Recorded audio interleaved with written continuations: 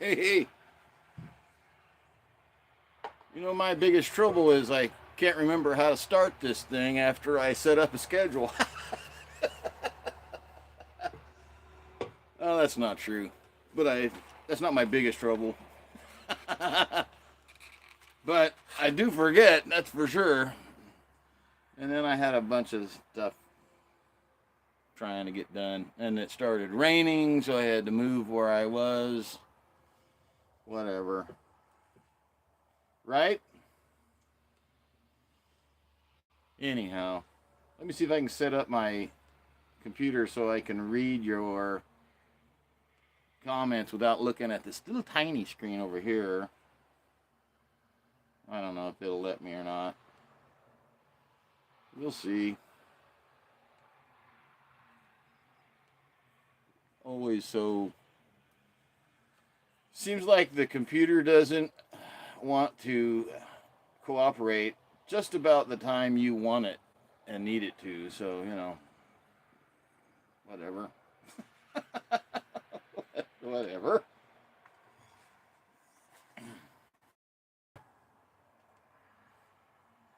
So, anyhow, get rid of that. There we are. Maybe. Is it evening already? Yeah. How's the video on your end, Yusuf? Is it grainy or is it working? I can change the Hillbilly. What's going on? All right, I'll leave it alone then. I don't want to mess with it. How is everybody today? I just save this stuff for you guys when you show up.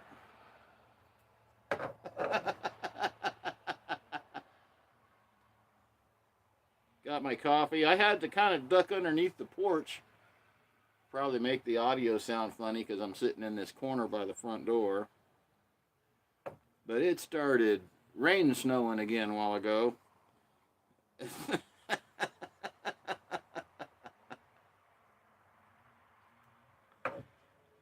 It was kind of chilly this morning, but it's going up in temperature, so this is just going to be rain. There's no snow coming. Uncle Mike.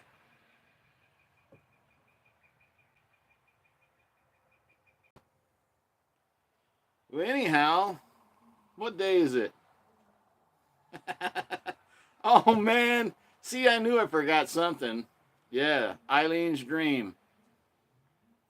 It's kind of a special occasion tobacco for me. I don't break it out all the time.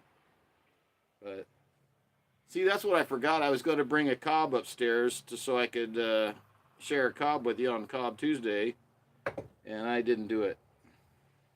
So I'll have to share a meerschaum with you. Hey, you know how it is to be retired. You lose track of days. See my sign?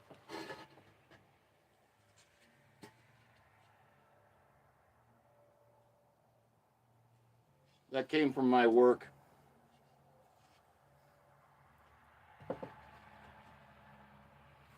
I haven't hung it up yet anywhere, but I will.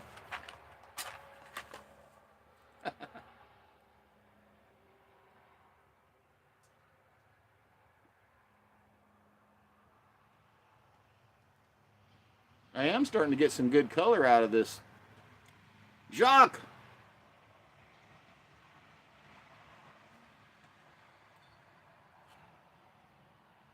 Yeah. I lose track of days more than anything, and I lose track of what time lunchtime is.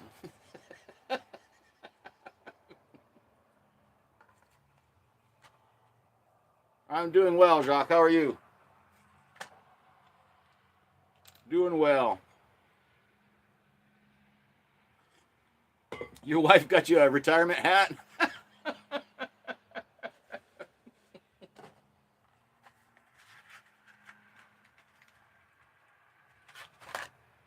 went on that trip to see the grandbabies here a couple weeks ago, I guess, and my wife asked me if I was packed and ready to go that night before, and I said, of course I am. I had a dad or a grandpa t-shirt for every day we were gone. I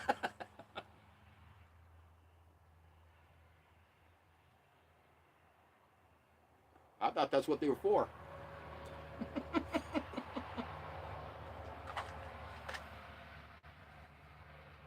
Yes, I did. Pull my chair up here a little bit.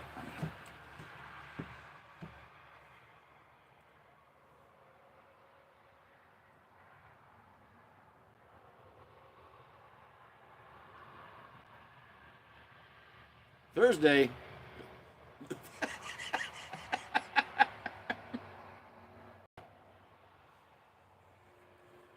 Well, I remember some things quite well, Mike, and then other stuff, you know. I remember conversation and things like that, but I've never been any good with dates and names, you know, until I say them a lot. My worst thing is where these things end up.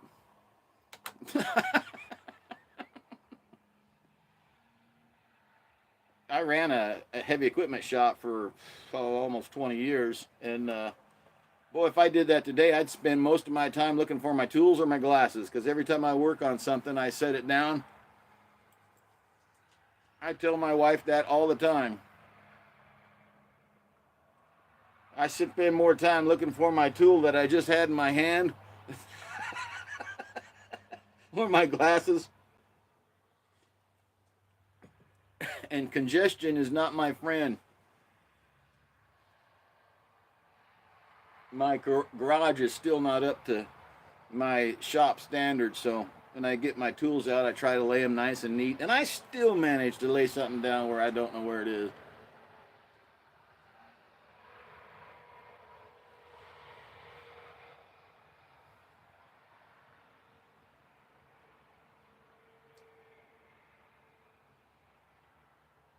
You guys have a holiday coming up.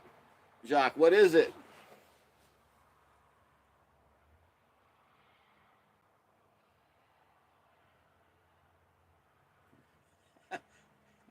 Yusuf Prize, probably something we wouldn't even recognize.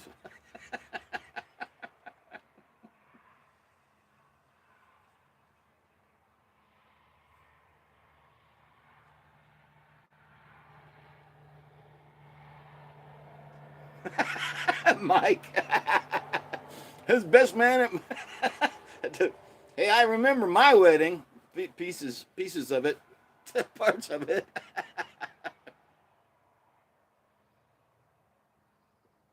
Oh, well, yes, we know what Good Friday is. That's true. It's only a partial holiday here in the States. It is not a federal holiday. Heaven forbid, heaven forbid they acknowledge something Christian. I wasn't even drunk. Mike.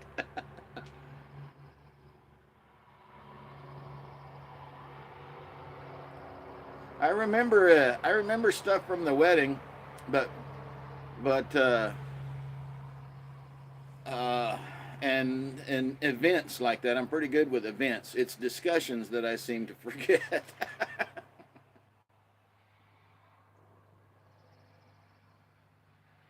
Monday too, huh?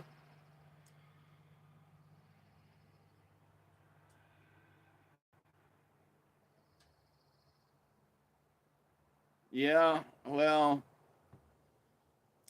wives have an ability, seems like, to remember stuff that you would rather forget.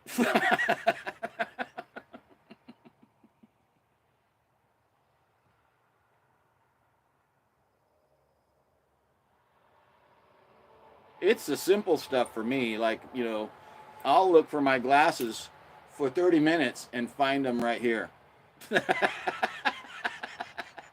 I'll be walking around. Have you seen my glasses? I'll ask my wife, have you seen my glasses? Have you seen my glasses? She said, have you checked your pockets? Yes, of course I've checked my pockets. Have you checked your neck? To see if your head is still attached.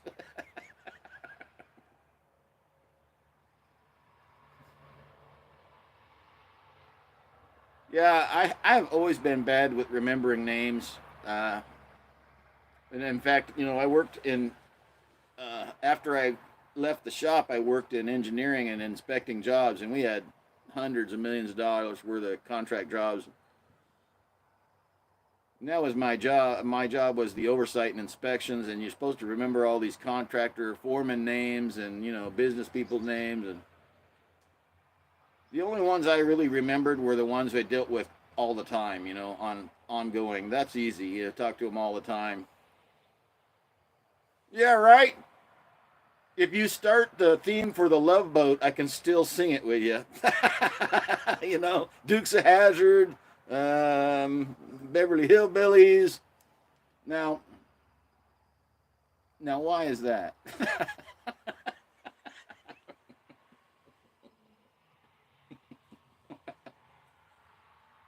Hey, I can't help it if they made a good jingle.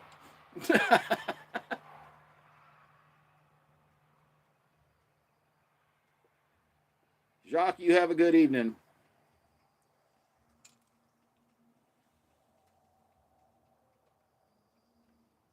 Have a good evening, Jacques.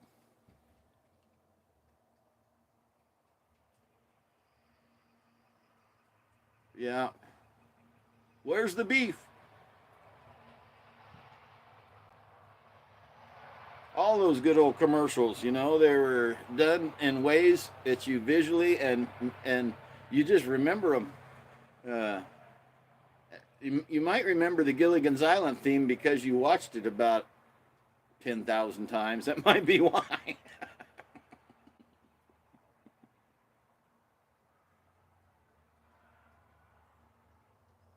That was it. Let me see some color here.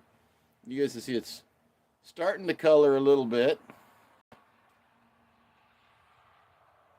Those little teardrop things are coloring at a different speed than the outside, so maybe someday.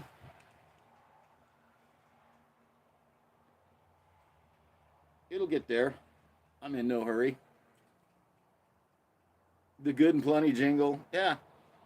Well, those were the days when people in marketing knew what they were doing. Now it seems like the most that you remember are the bad mistakes made by companies.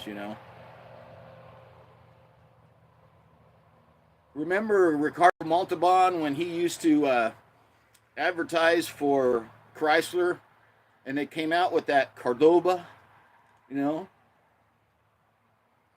and he would advertise the thing as having Corinthian leather. The interior seats are made with Corinthian leather. I seen a guy talking the other day. He says, he did some studying back. Yeah, yeah. He did some studying back on Chrysler's stuff with what that was, and he said it was just regular leather. But it sounded better when Ricardo said Corinthian leather.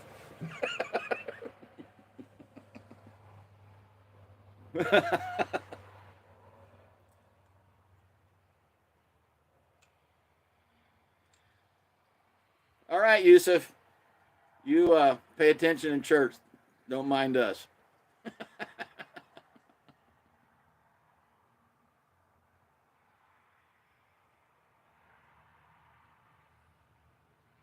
They said that they wanted to market those cars to the middle class, the average guy, and they wanted to make them. They wanted to make the average household family feel like they were getting something that was luxurious. So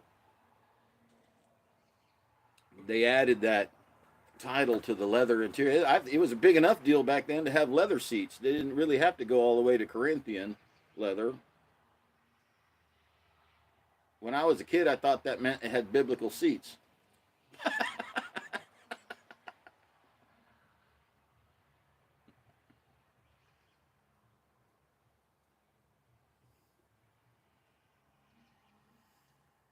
Well, eat your breakfast, Yusuf.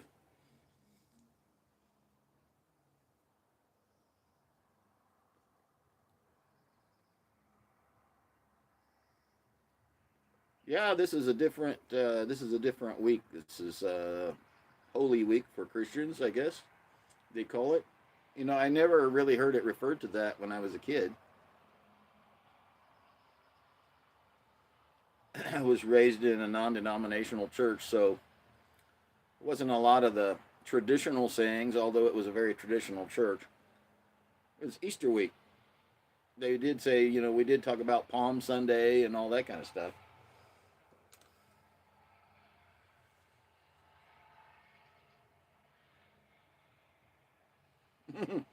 Well, Mike, they made you hungry talking about food? Is that what it was?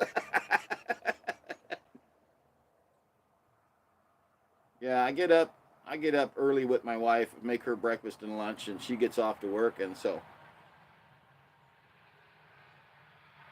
I figured 9 o'clock would help me get time enough to get started and set things back up and join you here for a few minutes. Nothing really to talk about except stuff and things, as that one channel guy says.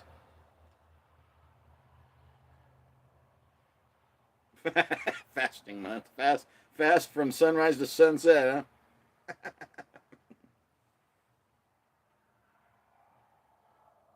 Well, when you're retired, Mike, you know, lunchtime is whenever you need it to be. I guess you might say this is time for second breakfast, huh?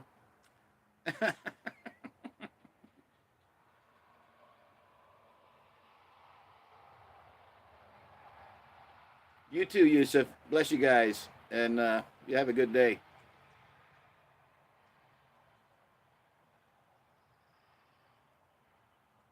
Yep, second breakfast. I think it depends on what I eat. Whether some days I get hungry early. It depends on my choice for breakfast. We like to mix it up. We have oatmeal and eggs and pancakes, and on a pancakes day, I'm hungry by 10:30, 11 o'clock. You know, pancakes are great, but they don't stick with me that long. Eggs and oatmeal do. I eat a big bowl of oatmeal with a biscuit or something in the morning. I may not eat till 1 or 2 o'clock in the afternoon.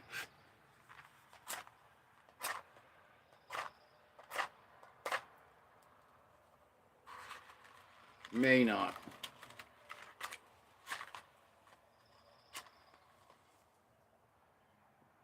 Alan, brother Alan.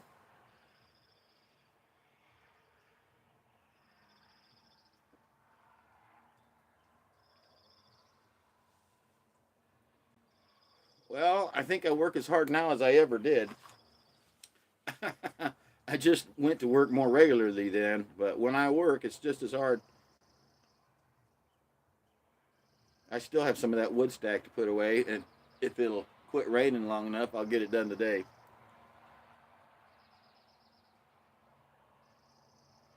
It is definitely an adjustment to retire after, you know, going for 4 decades. You work really hard, you get up, you go, go, go, busy.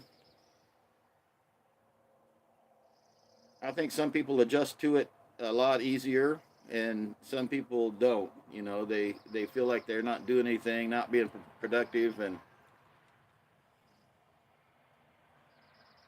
I've got plenty to do here on this little ranch of ours, and so, you know, if I want to be busy, I can be busy. And if I'm not feeling good, you know, I think I've talked about before. I had cervical disc failure, so I've had a couple of surgeries up there. Have nerve damage that happens all the time and hurts off and on almost 300, you know, 300 days a year. So I work hard when I feel like I can and get my chores done. And if I don't feel like it, I sit down for a while.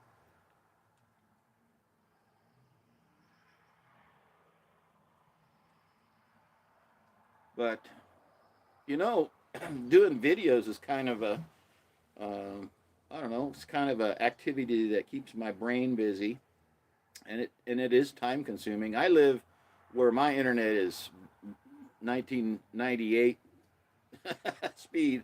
So if I upload a 7 or 8 minute video,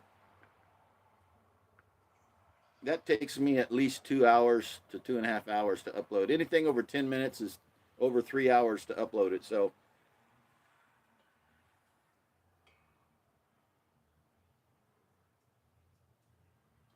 yeah, I can't complain.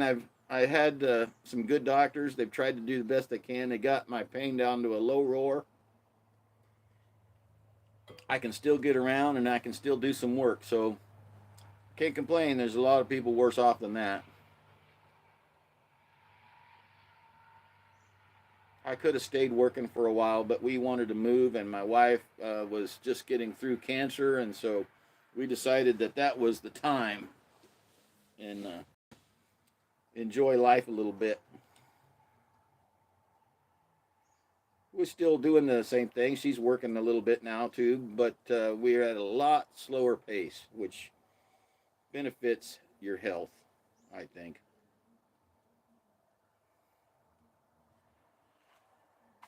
I don't think you realize how fast you're going until you slow down a little bit.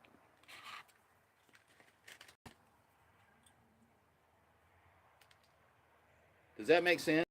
You don't realize how fast you're moving in the world of, work and career and all that stuff, especially if you have kids that have some kind of a hobby in sports or music or something.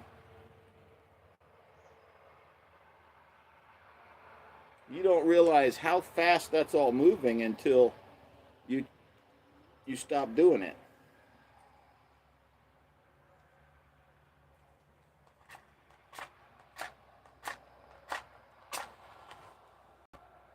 Our youngest graduated last year.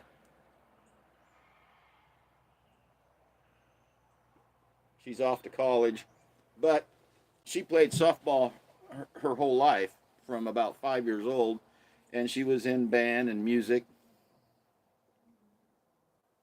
And at the time, my wife and I were working full time. I coached her a couple of years when it was, but I liked just watching her play.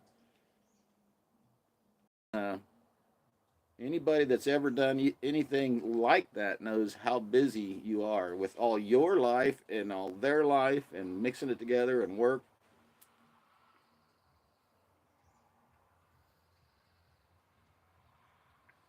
We are in a much lower gear now. And sometimes it feels a little empty. I guess that's where the term empty nester would come in there, but not empty as in, sad or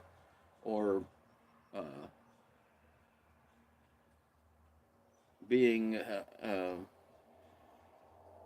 lonely or anything like that. Not so much that. It just feels like there's something missing, and I think that's when some people feel like they have to go back to work or find a better hobby or whatever. But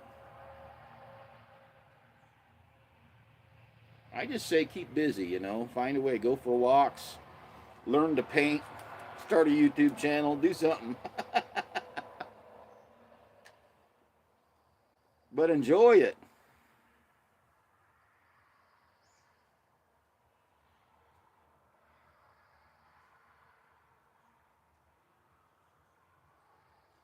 Hard to tell sometimes if my phone can keep enough signal to keep the video in one piece.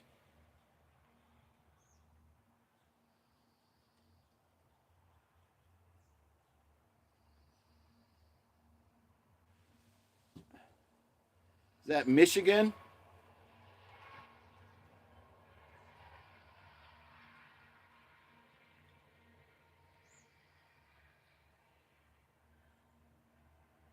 Yeah, we moved here with all of our kids, and we thought, well, we'll have the grandkids when they come along, and we'll have our kids close by, and then they both moved away.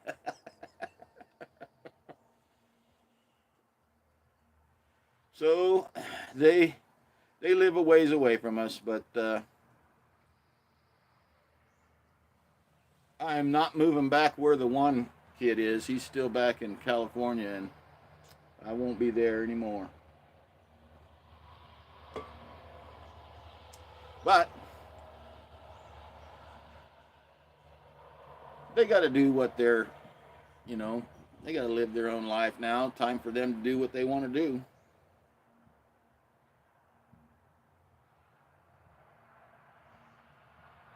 And we're here for them to visit and that kind of stuff, you know. And we went and visited them, so I envy some of those people that have that have their grandkids living right there, you know. Sure I do.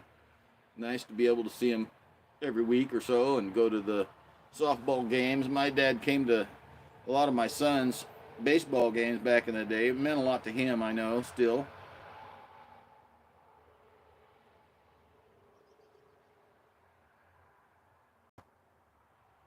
Maybe someday. I keep trying to get him to come home.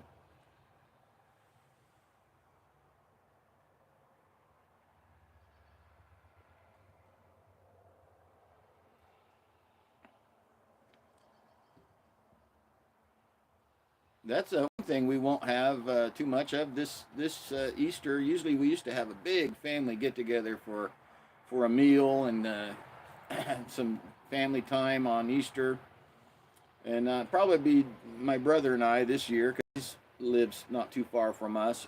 But that might be about it.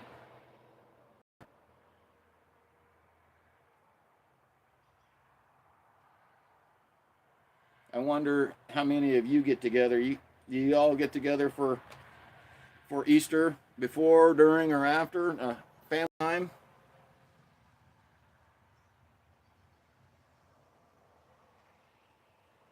Sometimes I have to dump out a little bit of this ash, or it gets ashy. Imagine that. I'm more careful with doing it with this pipe, though.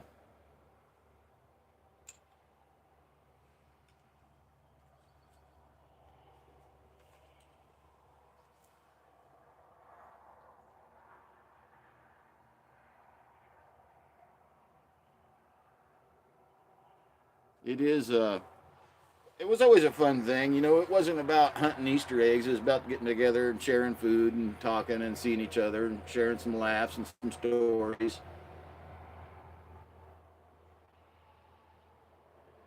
I'm sure we hunted some Easter eggs. I remember when we were kids, we used to color the eggs and we'd go out to the chicken pen. And my mom usually would have to go to town and buy eggs if we wanted to color any. And I can remember her complaining about that. Here we had all those chickens and all these eggs, but it's really hard to color a brown egg. Most chickens don't lay, you know, well, at least the chickens we had, they did not lay white eggs. And it's really hard to color a brown egg.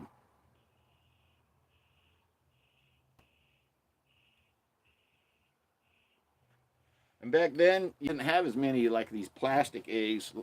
Nowadays, we use plastic eggs, so we don't have to worry about them. But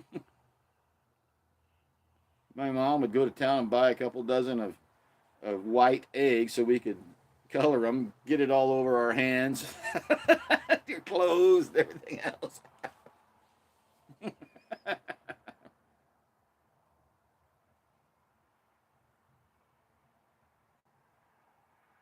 Oh. I still remember that. We tried to color some brown eggs. It's like, that's the ugliest egg I ever seen. Purple and brown make yuck.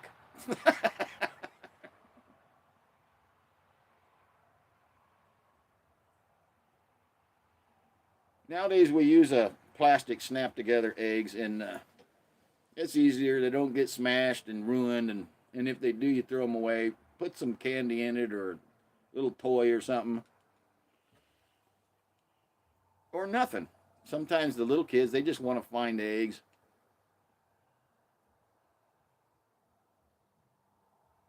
Put in a little story there maybe of the real reason for Easter so that they don't think it's about the Easter bunny and all that.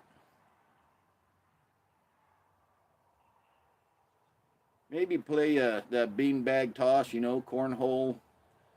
Back in my day, it was horseshoes. Yeah. Anybody miss horseshoes? I do.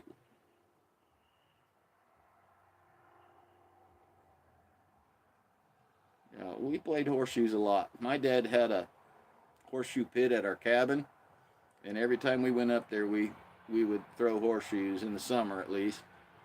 And how about lawn darts? Anybody remember lawn darts? Have you ever seen a lawn dart game?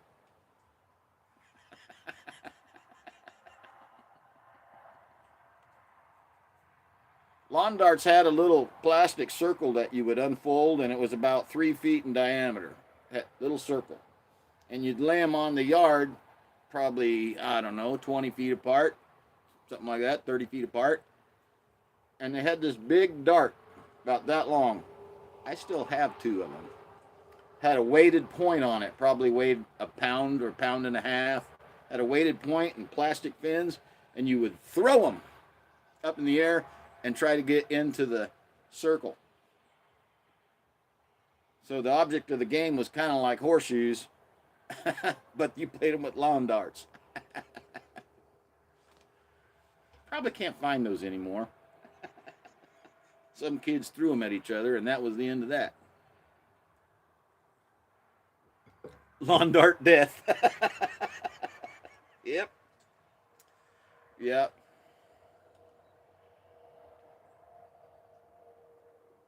Horseshoes is kind of like the poor man's bowling, you know? Well, you need a bowling alley to go to, but my goodness, some sports have gotten so ridiculously expensive. You go bowling or try go golfing sometime. I'd rather just go out in the yard and grab me a pair of horseshoes and do that. I really would.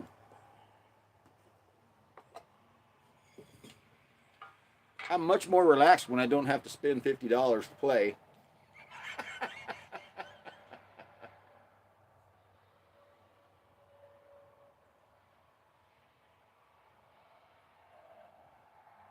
That, all that stuff's gotten ridiculous. Not just in the last couple of years, but over the last 20 years.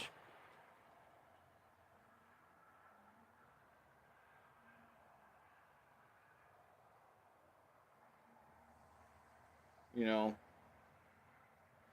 I played golf in high school because I couldn't stand the baseball coach. Didn't know anything about playing. We were the bad news bears of the high school golf world. If we won anything, it was by accident. But it was fun back then because, you know, as a high school sport, they paid for everything except for your golf balls and clubs, and I bought a set of used clubs for practically nothing. Played golf for 4 years.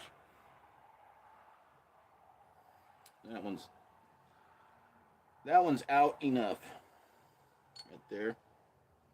Played golf, had a good time, but my goodness, you're gonna play golf nowadays, you're gonna pay $50, and I was always used to not using a cart, so I never really used a cart unless we were just doing it for fun. So it was good exercise. But my goodness, $40 or $50 for some exercise and up. I understand some of them fancy places. There's a lot more than that.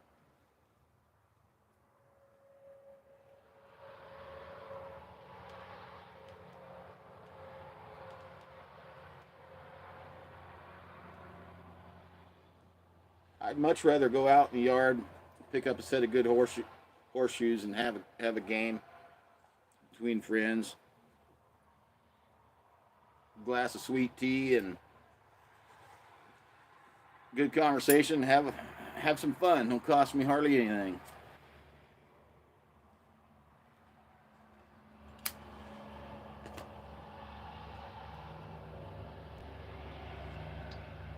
Lawn dart death game. Lawn darts were the same thing. If you had a good lawn, and you didn't need any money per se, and the set came with everything you needed. You didn't have to really prep the ground. They were kind of fun. They just weren't very fun for people that didn't pay attention. That is not a game to play and be distracted. But then again, most sports are not. You know, if you go out on a golf course and you get distracted, you might get hit by a ball, or in my case, a club.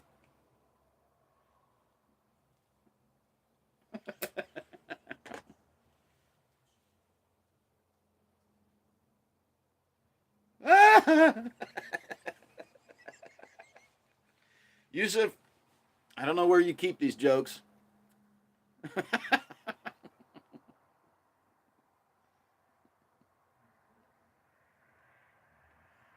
why I always shoot myself from like here up, because of my pants working out here, I snag them and put holes in them.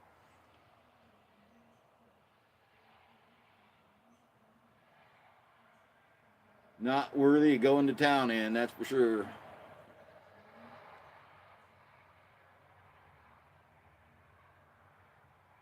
Yep. It is a good thing to play. I think sometimes as we get older we forget that the joy of just going to play. Sometimes our toys get so expensive we don't play enough with them, and we don't get out and enjoy them. We overcomplicate playtime too much.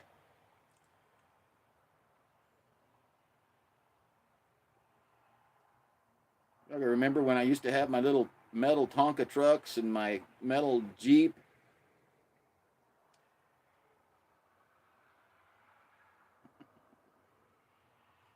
Yes, yes.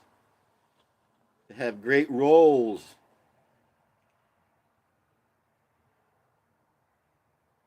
Yusuf is telling jokes in the chat room, folks. That's always a good sign. Or a bad one.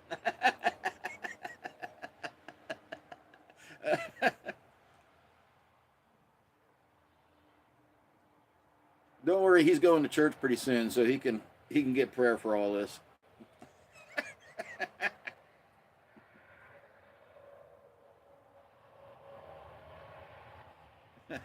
Seek help, Yusuf. Seek help.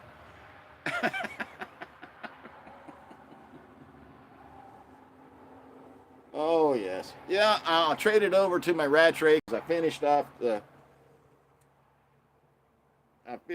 Meerschaum there.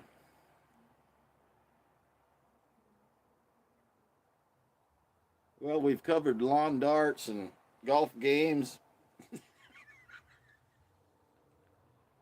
No leg to stand. You have one. You have one. Alan, enjoy your day. Enjoy your day. Yeah.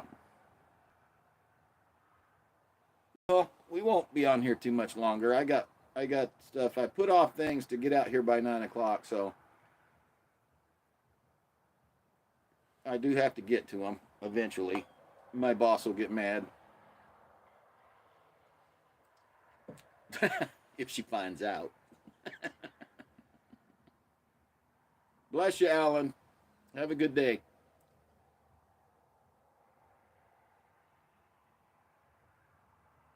You know, the other day, Chad was talking about his subscriber count and going up and down, and somebody else, I forget, one of the people we know well was telling him he noticed he was unsubscribed and then back, and that he subscribed again, then he was taken off again. I always just assume that sometimes you're going to lose one or two people follow you. They didn't pay much attention to what your content was. They find out, that's not something I want. That don't bother me a whole lot. I have noticed something that he talked about that that I don't see the posts from everybody that I'm subscribed to. You know, when you just hit the home button and you tune in, you're like wanting to catch up with videos. Uh,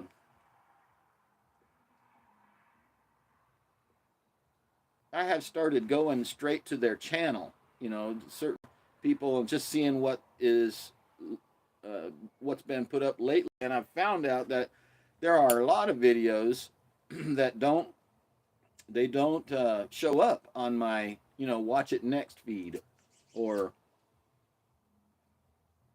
whatever they call that.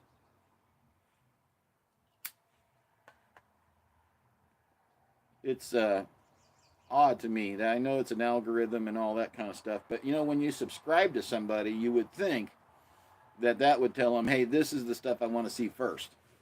But it seems to be not working that way.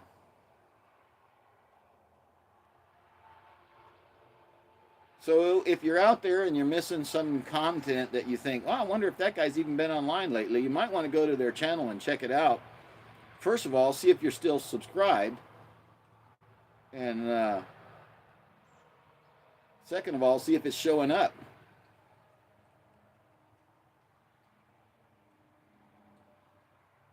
Yeah, I agree, Yusuf.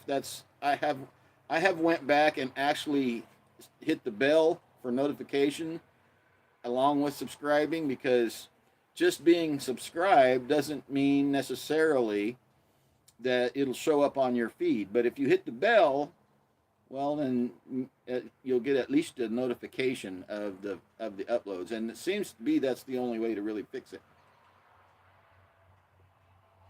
I mean, if you really do want to see their videos come up, just because you get a notification doesn't mean you have to go watch it, right? But at least you know it came out.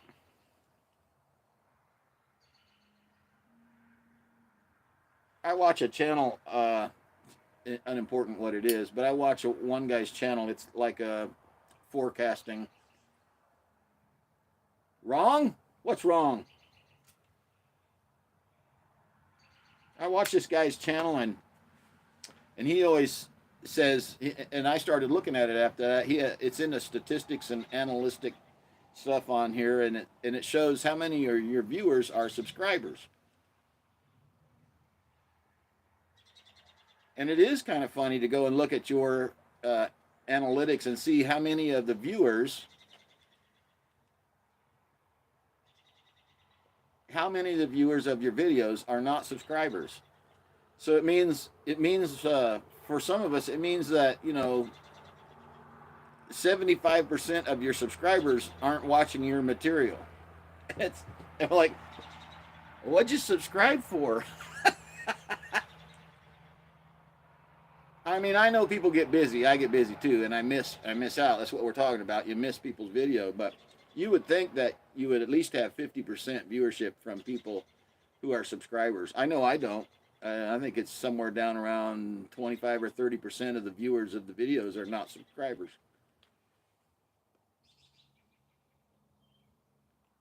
I know you do, Yusuf. You always try to catch up and check in. That's what makes you the great Yusuf of South Africa. That's what does it.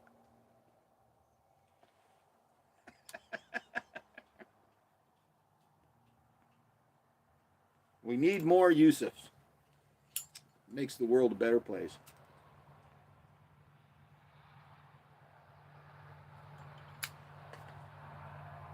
Indeed.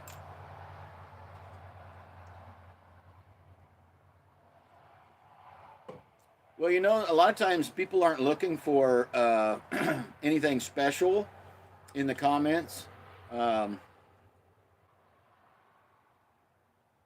It's just nice when people engage. It doesn't really take anything more than, hi, good to see you, a lot of times. It's nice to know that people engage and come back and stay interactive. That's all it is. It's Doug. Good to see you, Doug. What's going on? Well, the hill's got clouds on it. It was rain snowing a little bit ago, and now the sun's trying to come out. So we're probably up for some good thunder and lightning. Maybe not today, but tomorrow and this week. We're getting that time of the year where we'll get enough warmth to get those. Doug, I hope you're starting to feel better, my brother. It is no fun going through recovery. The surgery is bad enough, but the recovery from it is, I've heard especially shoulder surgery. I had 2 neck surgeries, and they were bad enough, but Well, there are houses up there on a few locations, so there could be eyes.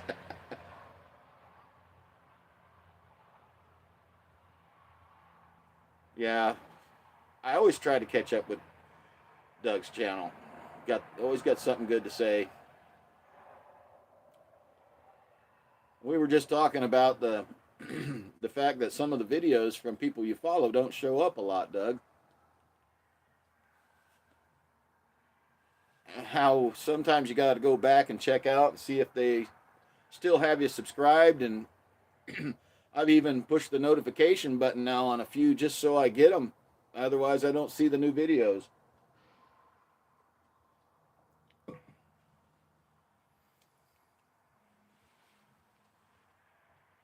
Smarty Bob, you lurker, you.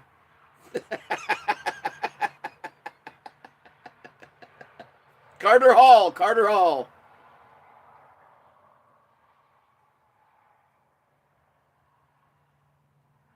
Dave, you don't get in trouble for being late to work on our account.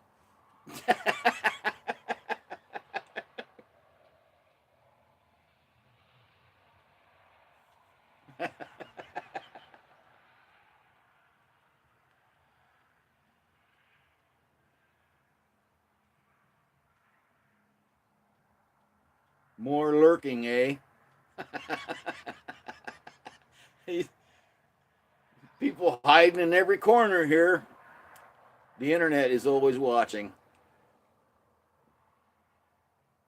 What we tell our kids a long time ago, of course they grew up with the internet. A lot of our kids did, but we told them don't ever put anything on there that you don't want everybody to see, right?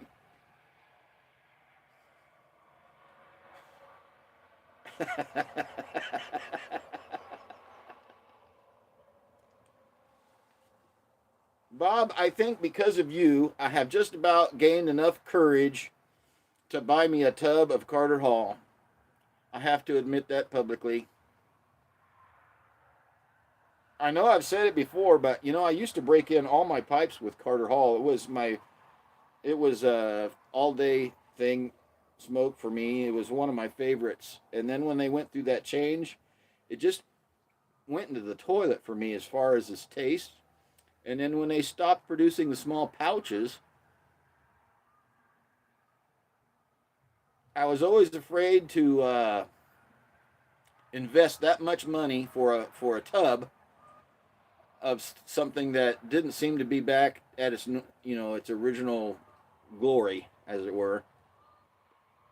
But I'm gaining my courage.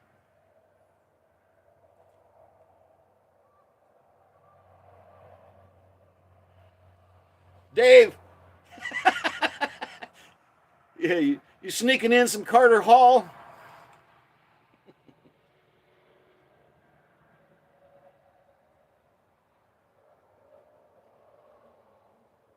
Buy two. You think that'll make it through customs, Yusuf? The last package you opened there, what'd that take? About 5 months to get there? Yusuf does the best Yabo on the internet. I don't care who you are. He does the best package opening celebration there is.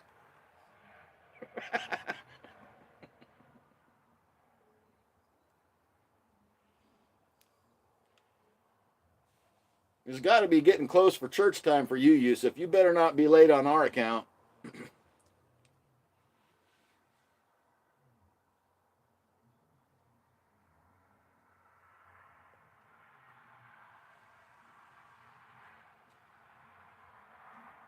Well, get on in the office, David.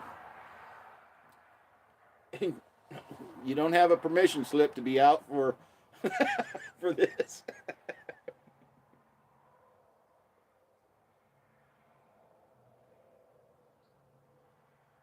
Yeah, the Captain Black series. I think my problem is most of the Captain Black I've tried came from a local vendor, and I think it sits there on the shelf too long. But I haven't tried some of the better ones. All right, Yusuf. Have a good church time, all right? Pay attention.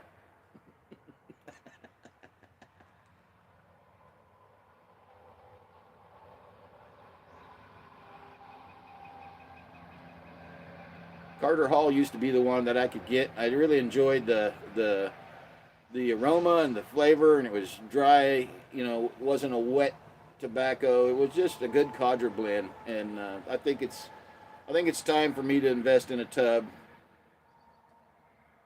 Those of you that buy it by the tub, do you keep it in that tub or do you jar it up? Because I know that's a pretty good amount, but does that tub keep it long enough at a good enough level? Does it preserve it enough while you're making your way through it?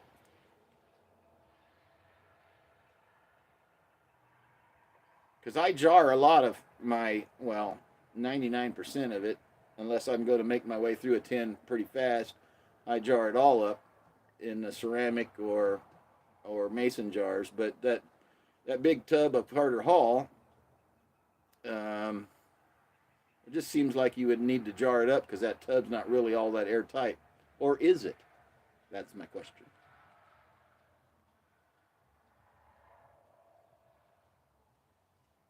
There are some of you out there in the know right now who could answer that question.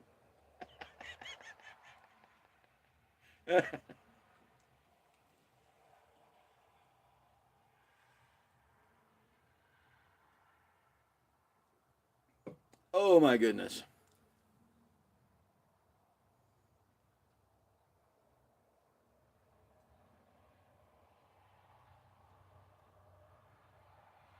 You still find it to be really good? You know what? The funny thing about tobaccos is everybody's palate is different, and I'm just thankful there's so many types to choose from, so that people can dial in on what they like. As much as I like chocolate things, you know, you would think I would like blends that have coca in them, you know, but the Boswell stuff, the Piper's Pleasure, and all those that have a pretty good dose of coca in them, I don't like any of those. They just have a, I just don't care for them. Now I like their Pennsylvania Dutch Treat.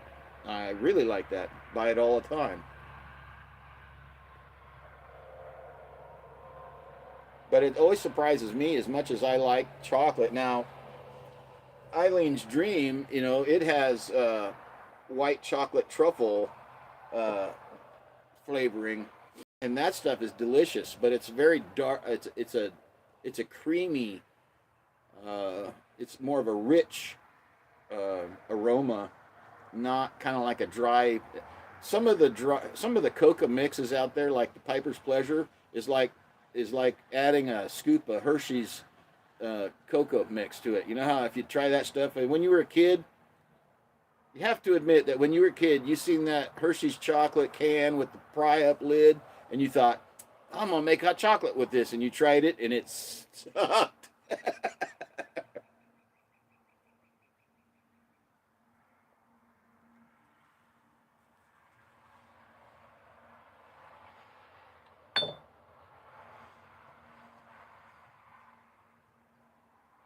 You buy it in the can, Doug. Is that what are those 7 ounce cans that comes in?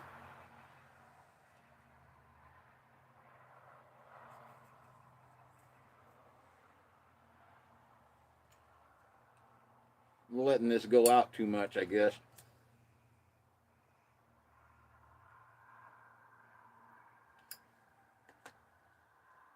Sometimes you just got to take that tip and kind of carve it up in there, and then mash it back down, and it'll keep on burning.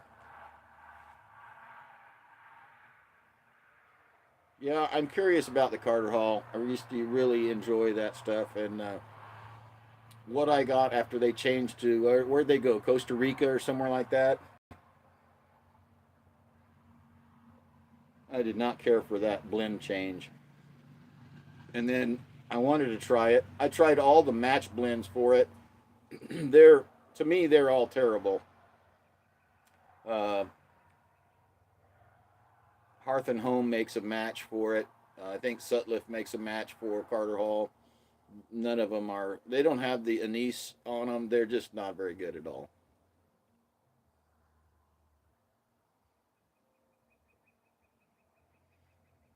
it would be interesting if someone would do a video or create a video talking about match blends that they've tried that are match blends. You know, the match blends that get close, that are worth the effort. I have to imagine that a lot of the match blends don't cut it, you know.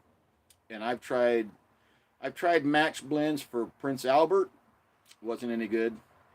And I've tried them for Carter Hall, and none of those were any good. I threw them away. They were so bad, I threw them in the trash.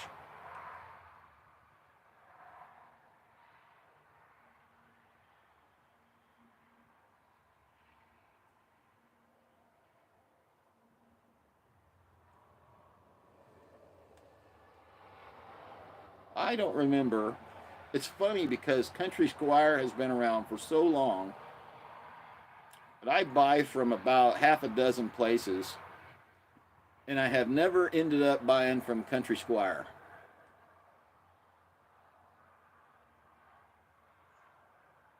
You know, all those online tobacco places are all Midwest or East Coast, and so they're all just about the same distance from me.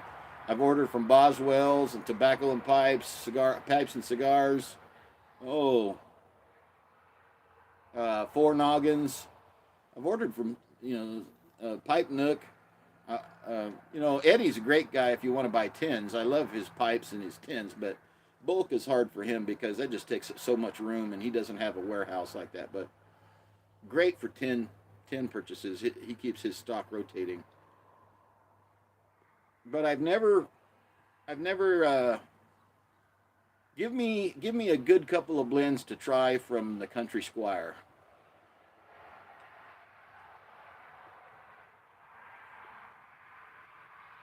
and I'll try them. That would be good. We'll wrap up this live here pretty soon, but if anybody knows a good aromatic that they like, or something mild. I don't like strong stuff. It's got to be a mild blend from the Country Squire.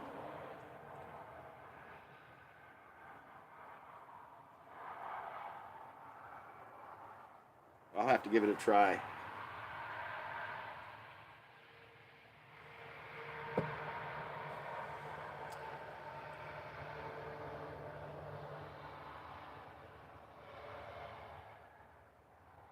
It's nice to have all these different companies that you can go to. I just wish more of the brick and mortars were around local here. Boy, in northern Idaho, we have one, and that was in the Coeur d'Alene area. And they were in business, and then they were out of business, and then they opened another lounge, and then somebody complained about the lounge. I don't know what the complaint was, but then they ended up closing again, and now they're trying to reopen somewhere else. So there is no brick and mortar place within 100 miles. There might be one in Spokane, but I really hate going to Spokane, so I wouldn't go there for that, I don't think, because I just don't like the atmosphere there. The big cities don't attract me much. So that's a no. There used to be one here in Sandpoint, which is not far from where I live. There used to be a brick and mortar here in Sandpoint, and I really do not understand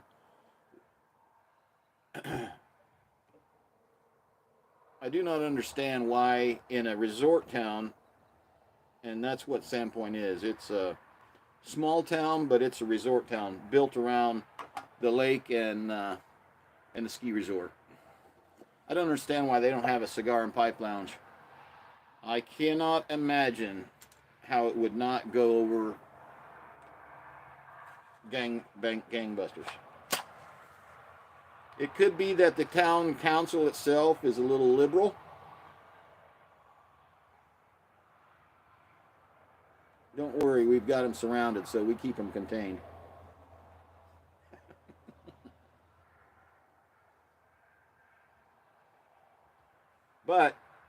You would think.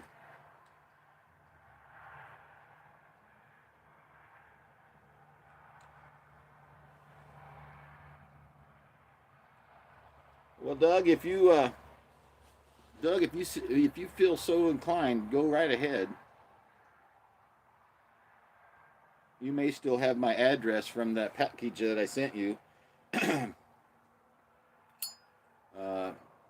If not, send me an email again, and I'll send it to you.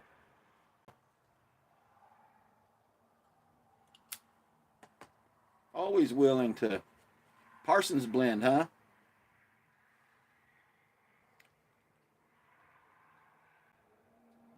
What is the Parsons blend supposed to be like? Do you know? Do you remember?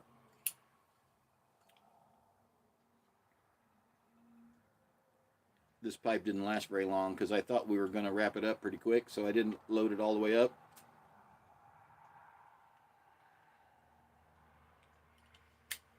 And I didn't load it up again because I'm going to have to go pretty quick. I'll look that one up, Doug. That sounds like a good one to start with.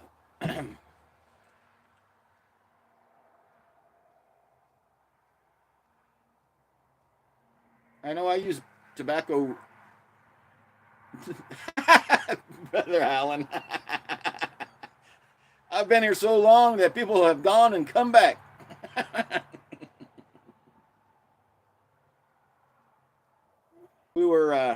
We're talking about some Country Squire blends that I might have to try. I think that's one of the only major tobacco people online that I've never ordered from. So Doug was saying that he enjoys Parsons blend, so we were trying to think of something for me to try. I'll make an order. Get on their website.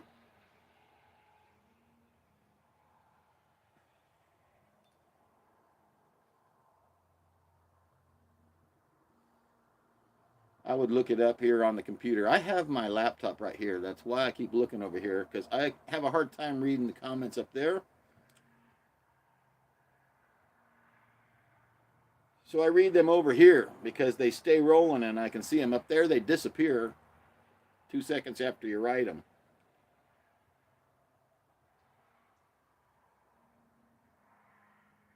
Brutal. How are you doing today? Or this evening, I guess, huh? You guys are into the evening over there, I imagine. I try to remind myself of the time change, but then we had this daylight savings time thing happen, and that puts us even further behind.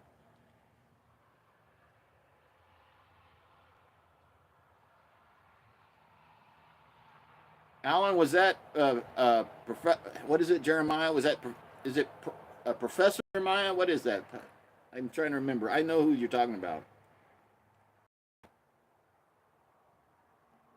Oh, 12-hour shift, my brother.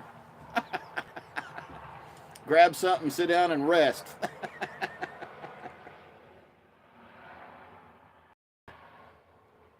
See, I have to look them up again because we were talking earlier about how you subscribe to some channels and you don't see their new videos, you don't see anything, and we were talking about that, and Yusuf and I, we've started hitting the notification bell just to try to keep up with it, because the home screen just doesn't seem to show new content. It wants to show you new content from the just watched, and that's it, you know. So if I watch a Yusuf video, I'll see new content from Yusuf, and that's it. I'll see 2 or 3 of his. And believe me, I'm subscribed to a lot more than just a few, so I'm always troubled that I don't see the new content.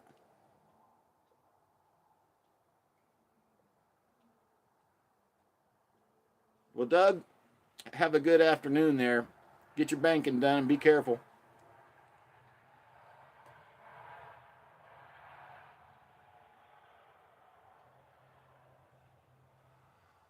Well, that's on my list then, Doug.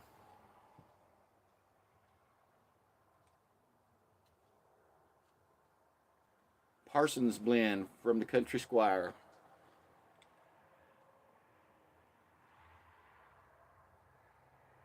Yeah, brutal. Sounds like you need a few minutes to unwind, find your happy place.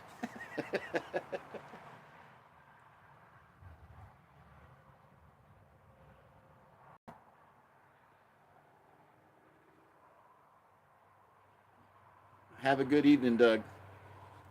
Say hello to the wife.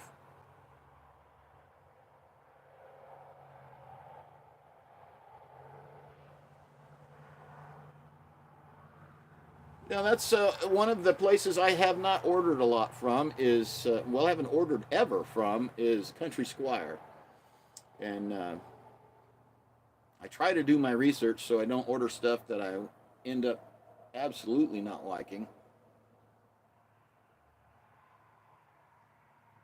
But I'll usually order a couple of ounces of it and give it a chance, try it in a couple different pipes.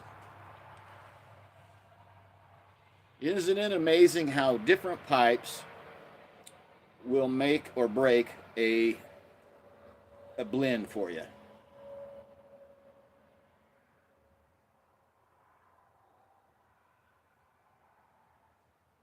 I have found that to be true.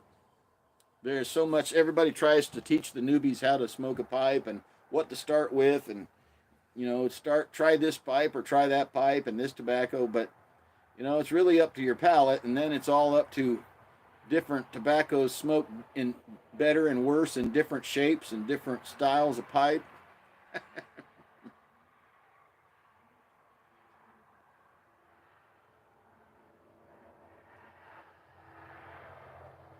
Brutal probably gives you more insight on falcons. I keep trying to obtain one, and I have never had one. I have a good friend that's got a couple of them, and he really likes his, but he's more of a cigar smoker.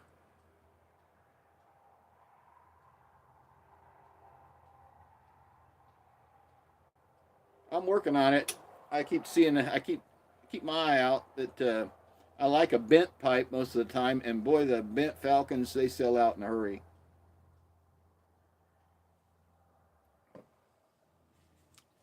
But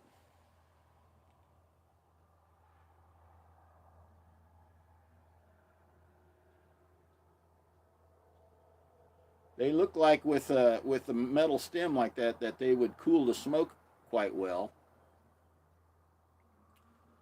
I know that my Meerschaum is a pretty cool smoke. It's one of the non-filtered pipes that I own. But you guys can see, I know I held it up here a while ago when I was smoking it. Starting to get some color on it. We started out with that one today, so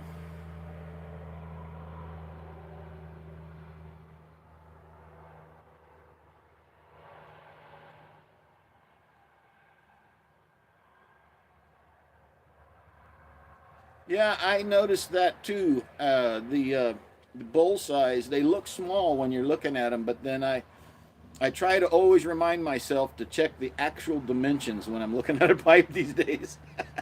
Because I don't like a little tiny bowl. I don't like a bowl I can't pack with my finger, so I don't buy small bowls, which I say, but I have done by accident because I was too inept to keep up with, okay, how big's the bowl? But when I looked up some falcons to buy, there are some good sized bowls in them.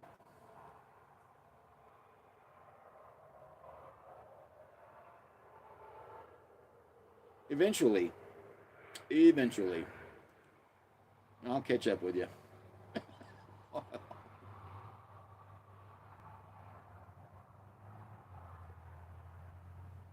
Well, I do have a Dr. Graybo. In fact, I smoked it yesterday, and I keep the stronger blends for it because it does have a small bowl.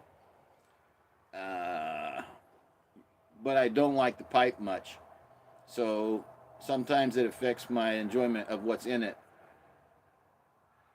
But I agree. I don't want to take out a Country Gentleman corn cob, that big old that big old chamber on there, and stuff it full of something strong. I don't usually smoke the strong ones in this one because the bowl is quite large on this one. But this Rattray can smoke a half or 2/3 full bowl really well. You know, some pipes don't like to start half empty. This one does a good job. So, you know, just don't fill it all the way up. But my Savinelli has a large bowl, and it does not like to light half or 2/3 full. It wants to burn a full bowl.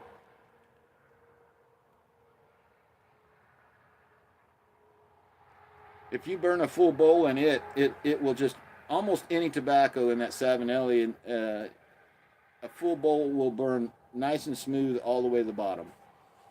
Don't have too much trouble with relights, and this one's kind of the same way, although the insides are shaped different. This one's almost a straight shot right down to the bottom. The sides are straight down, and then the bowl is on the bottom. The Savinelli has got a little bit of a tilt towards the bottom of the bowl, you know. But they both smoke really well. That's just the engineering of it. I have some that don't smoke that well at all. And you wouldn't think there's that much difference in their design, but there is. There absolutely is. That's why I always say my Rattrays are my favorite pipe. They both, I have a couple of Rattrays. They both smoke impeccably well. Pretty much anything you put in them.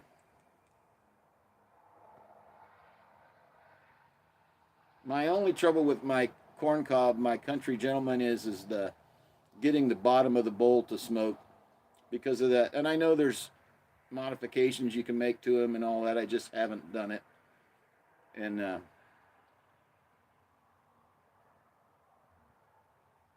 but they smoke well for about the first 75% of the bowl. They really smoke well. I always just think it's a shame when you dump it out and there was still unburnt tobacco in the bottom, and I just can't get it to light because the bowl's so deep. It's so deep by then, and it's down there near that wooden stem. I know Scott from Aristocob, he showed a process where he cuts the internal stem off and then puts that mud packing in up to the hole, and then they smoke just like a regular pipe, and there's no wooden stem in there.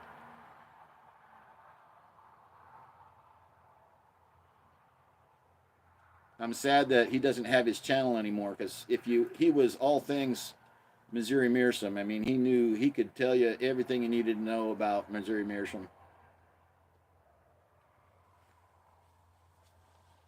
I do have to dump, you know, we were talking about the differences. You know, I've found that some tobaccos you need to lose that top ash, and some it doesn't seem to affect.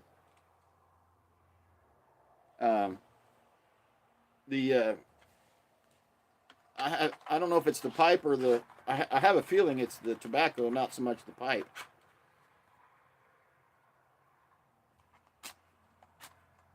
Yeah, Missouri Meerschaum. I didn't know that they had such a great website either.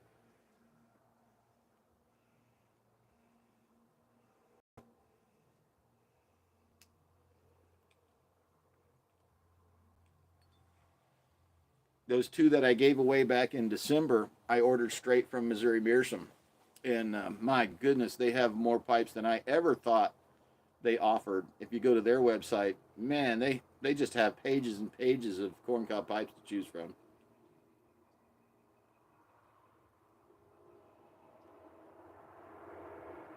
And they were among some of the fastest shipping I've ever had. I mean, they were out.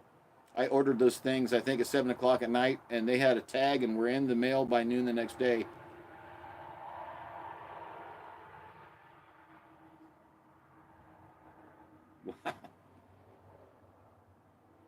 Well, they are all about the history of it, that's for sure. I think that they kind of hang their hat on the history of their corncob pipe. And that's a nice thing for a company to hang on to the history of it. You know, so many pipe manufacturers have been bought out, come and gone, and they belong to this family. Now they're bought by this company. And the companies, they just really want the sales of the pipe. They don't really have an interest in the history of the pipe.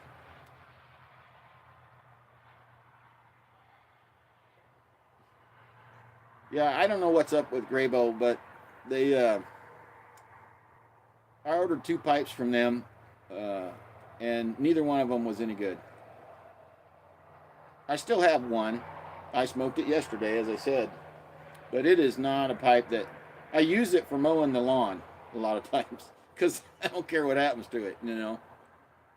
It's a 6 millimeter filtered, but the chamber's small. I've thought about modifying it just to see if I could help it a little bit. The chamber's too small. It doesn't smoke right.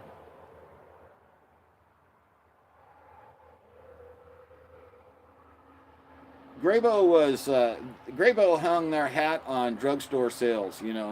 They blister pack a lot of their pipes, and they were the ones that you would see in the drugstores in the tobacco area, and that's why a lot of people had them because they were inexpensive and they were right there on the shelf available, and they don't have that anymore.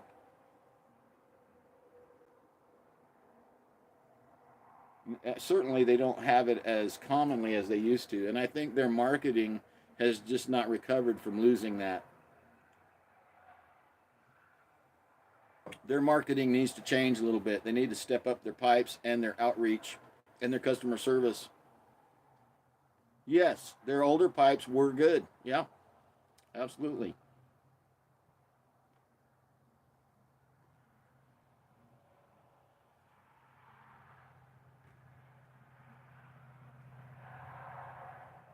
Yeah, their older pipes were much better. I remember an older gentleman that I used to know. He's passed away now, but he had several. They were all the older ones, and they looked like these. They looked nice. Now they kind of look like a toy or something like that. The one I have is 4 or 5 years old. It just it it was underwhelming. That's what it was. That's what it was. So I would have to say, that's not a pipe choice for me unless I can find somebody that can steer me to one that they really liked. Not one that I'll buy again. Uh, but Missouri Meerschaum, oh yeah, I love my corncob pipes.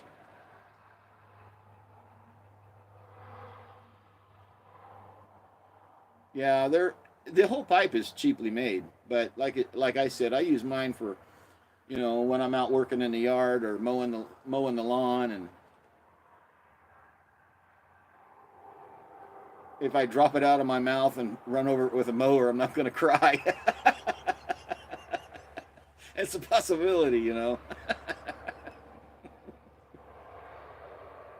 But that's why I bought it too. I wanted a cheap pipe, go fishing or if I'm out doing that. The corncob pipe's kind of heavy when you're riding along, steering the lawnmower, and you got to leave it in your mouth for a second. The corncob pipe, especially mine, I've put that longer stem on them.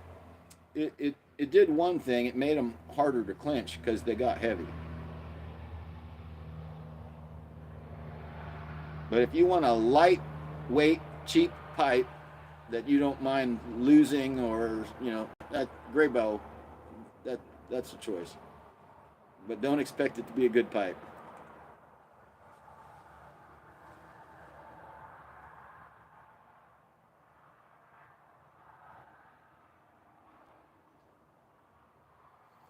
Yeah, I think the Grayboe that I bought was under $30.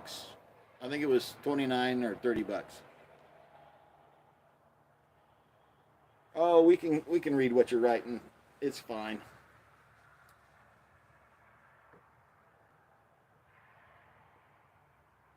Yeah, Alan, I still have to find me a Falcon that I want to try, but I can imagine they're light. I don't know if I'd want to mow the lawn with it and lose it.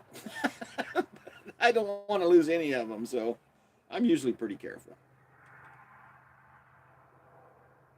I have a spot on my lawnmower for my pipe. That tells you how serious I am about it. I have a cup holder and a pipe holder and a tobacco holder on my lawnmower. But then again, it takes me about it takes me about 5 hours to mow just the lawn that I have around the house. So that's why it's no little task.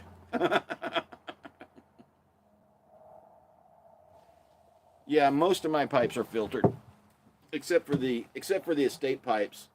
Most of my pipes are filtered. I just like it that way. Probably because I smoke a lot of aromatics. It just helps the blends be cooler. That's most of what it is.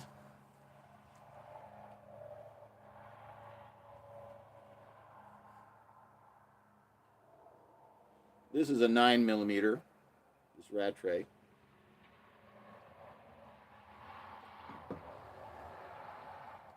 But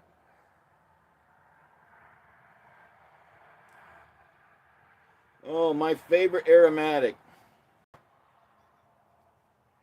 Hmm. Well, one of the top three is this. This is my special occasion. When I started out this video with some Eileen's Dream from CAO.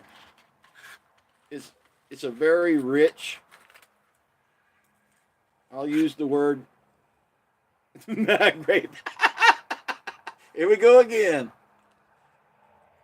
It's a very rich, luxurious tobacco.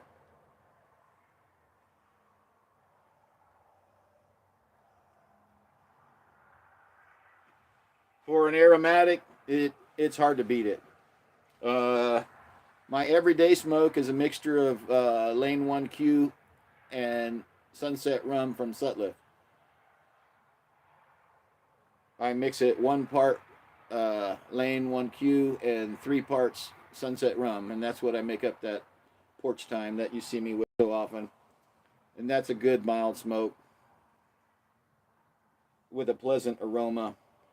I do like the Pennsylvania Dutch Treat from Boswell. That's really good, aromatic.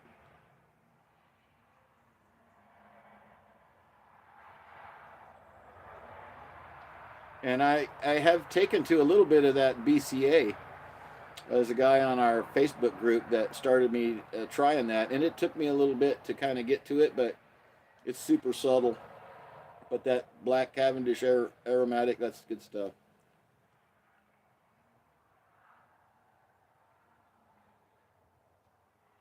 I don't know, Brutal. I've never heard of it. But then again, I haven't heard of a lot of them, so I'm still trying to find a couple of them that I got some samples of back from Smoking Cardboard, and he sent me 6 or 7 samples, and I really liked a couple of them, but they're very rare. So I'm still trying to find a couple of those. Rainier, I think it is, Golden Flake. It comes in a metal can. I think that's what, Germany? Is that from Germany? I'm not sure. It's definitely European blend, but it's hard to find here. It comes in and out of stock quite quickly.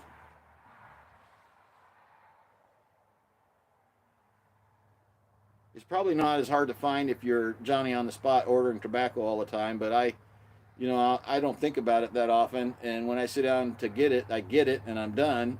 And then I that's the times there isn't any. So,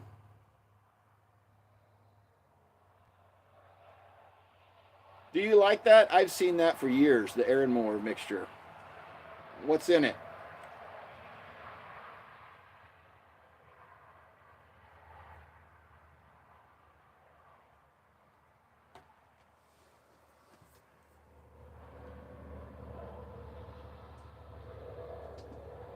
I'm going to do something real quick on the computer. I'm still here. Sorry. Not trying to ignore you.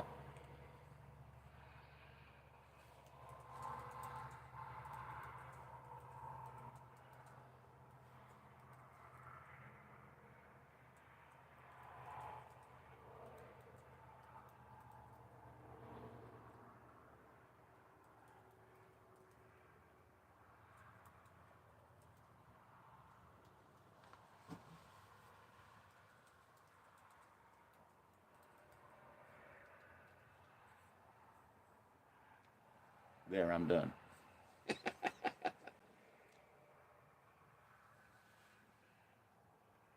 Well, that sounds good. I like a black Cavendish mixed in with it sometimes.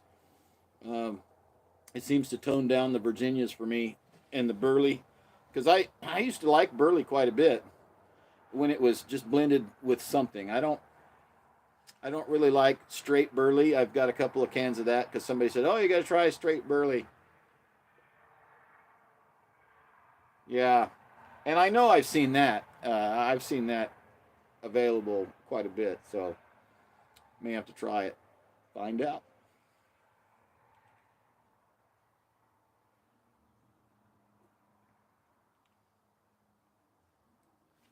Well, fellas, I think it's time for me to wrap it up. I got to get on with some chores here again before it starts pouring down rain again. Yeah, Burley is strong. Is strong on your palate and just in general. It, yeah. If I don't have a meal with that or something stronger to drink with it, it's a bit tough. I like it mixed with something that's much more palatable. So yeah, it was good to see everyone. Good to chat with you on the chat, and this setup works better for me because I can actually read what you're writing.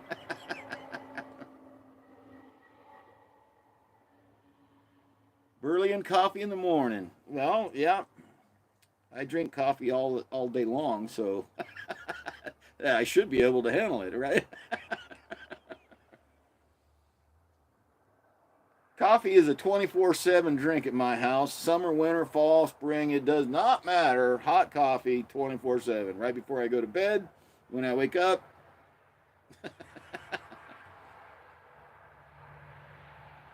When you come from an old family of truck drivers, that's what happens. Just a country boy.